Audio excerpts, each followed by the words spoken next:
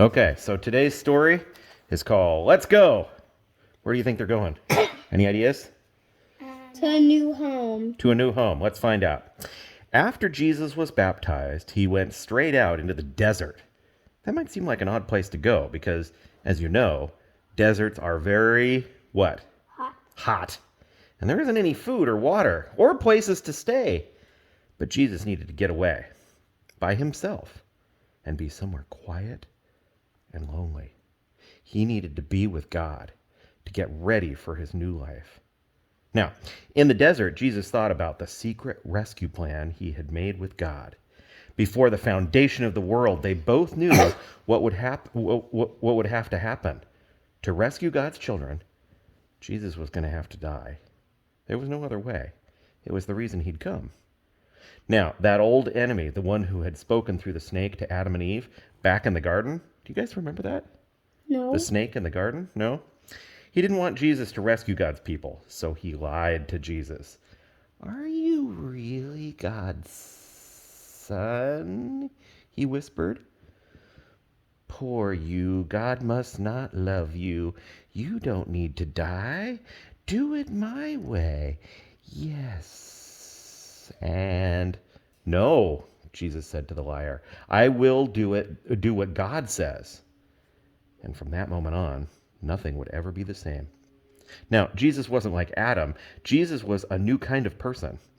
He would not believe the terrible lie that the enemy spoke. Jesus knew God loved him, and he would trust God no matter what. It was just as God had promised to Adam and Eve all those years before. Jesus had come to do battle against the snake's work. He would get rid of the sin and the darkness and the tears. And, well, he would suffer, but he would win. So, Jesus left the desert and set about the great rescue. He was going to get God's people back. But first, he needed to find some helpers and some friends. He had a lot to do. He would need some people to help him. Who would make good helpers, do you think? Smart people?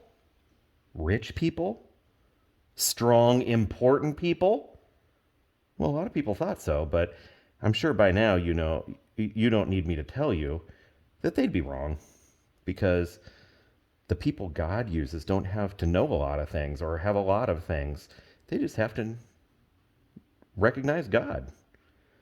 One day, Jesus was walking by the Sea of Galilee, this big, it's kind of like a big lake. It was called the Sea of Galilee, when he saw some brothers and their friends mending their nets. They were fishermen. And Jesus called out to them, "Let's go!" See, they used nets to go fishing. They didn't use fishing poles. It's a different kind of fishing.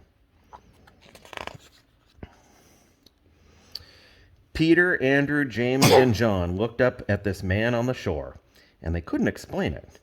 Their boats needed to be put away. Their nets needed mending. Fish were still wiggling on the shore. But something about this stranger made them drop their nets and their fish and leave their boats and everything and follow him. This God-man was like no one they had ever met. When they looked at Jesus, their hearts filled up with a wonderful, forever sort of happiness. And inside it was as if they were running free in an open field. Now Jesus asked 12 men to be his helpers: Peter, Andrew, James and John, Matthew, Philip, Bartholomew, Thomas and James, Simon, Thaddeus, and Judas. Meeting Jesus would change all of them forever. Oh, that's the end of that story. So, would you want to be one of those guys that followed Jesus and walked around? What's the next page called? What's the next page called? Oh, that's the question. Okay. The next story is called A Little Girl and a Poor Frail Lady. So we'll hear about that next time.